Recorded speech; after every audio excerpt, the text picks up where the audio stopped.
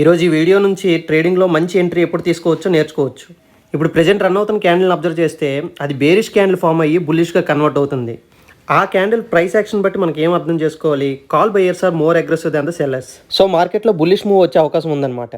So నేను bull put spread తీసుకున్నాను. ఈరోజు ఎంట్రీ తీసుకున్న క్యాండిల్ బిలో ద విక్ నేను స్టాప్ లాస్ అనుకుంటున్నాను. టార్గెట్ ఎంతైనా పెట్టుకోవచ్చు, కానీ నేను ప్రీవియస్ డే హై దగ్గర ఎగ్జిట్ అయిపోదామని చూస్తున్నాను. ఏదైనా బిగ్ మూవ్ వచ్చే ముందు మార్కెట్ కొద్దిసేపు అక్యుములేషన్ జరుగుద్ది.